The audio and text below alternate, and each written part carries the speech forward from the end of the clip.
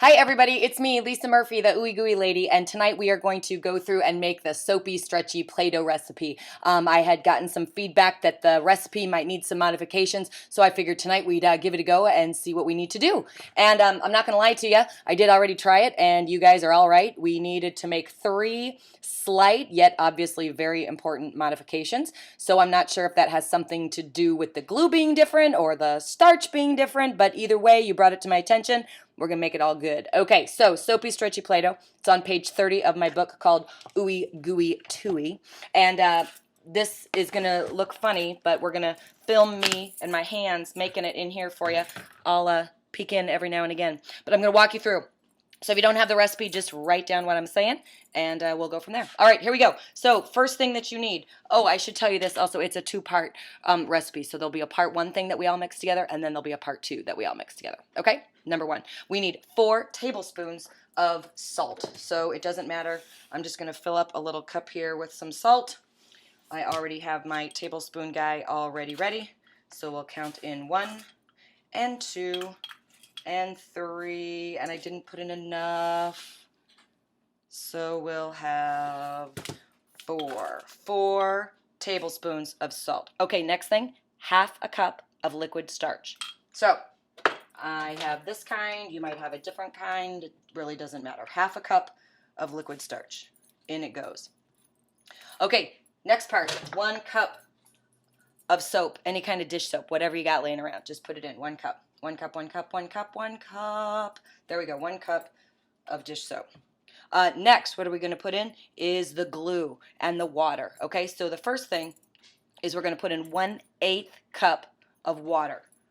1/8 cup of water. 1/8 cup of water is a very itty bitty little bit of water.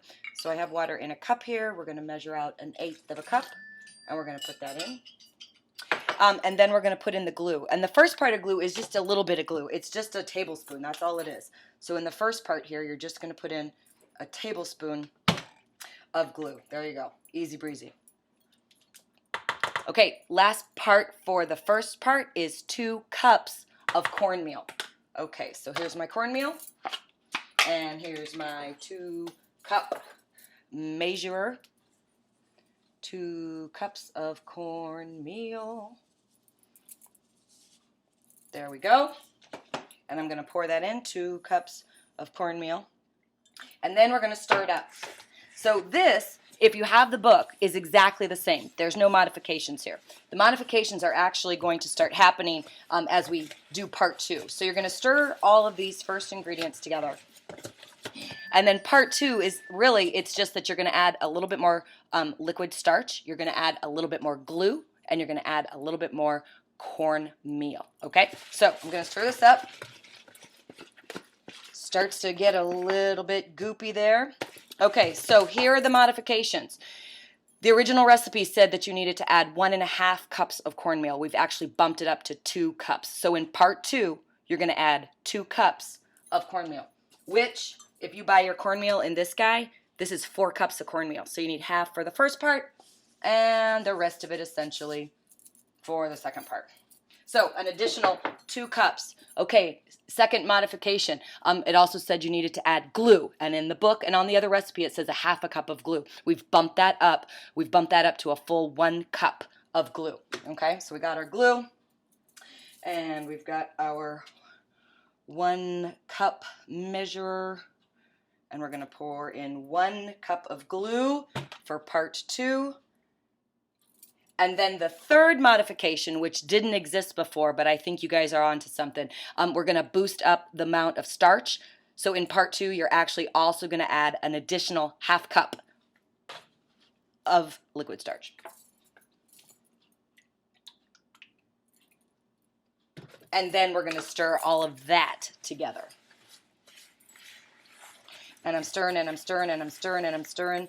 And if you've ever made flubber before with liquid starch and glue, it's essentially kind of what this is. It's a little bit more flubbery in the sense that well, it's not flubbery really, but it has that kind of feel to it. That's that stretchy component. And then, of course, the cornstarch gives it a really neat texture. Depending on the soap you use, it's going to have a smell. And this is turning out mighty nice. A little bit more of the stretch that you probably were looking for. I will remind you that even though it's in the Play-Doh section of the book, it's not necessarily like a Play-Doh per se that you're going to be like rolling and doing the cookie cutters and that kind of stuff too. We actually found that the children really responded to this one when we put it in the sensory tub. Okay, I'm going to pick some up. You can start to see as you knead it a little bit, which you still will want to do, and I'll check the recipe to make sure that we actually mention that in there too. As you start to play with it, you see how it has like that flubber consistency. It like feels like it's going to stick to your hands, but then you play with it and it comes right off. Soapy, stretchy dough. Reach in, get a little bit more. More like taffy. Actually, that's what it feels like if you've ever had freshwater pulled taffy. Oh boy. You know what? My computer just went it went blank. Hold on. Let me touch this gently. See if you come back. Did you come back? You did. Hello.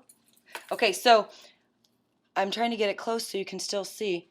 You can see the soapy and the stretchy. If you wanted to, you could use this as a base recipe and just keep adding more glue until it got maybe, if you wanted it more sticky, or if you wanted to see more of like the glue strings in it, you definitely could add some more glue to this. So I'm pleased with this, and I really thank you for bringing it to our attention, and we will go ahead and make these modifications before the next book comes out. Thanks. Bye-bye.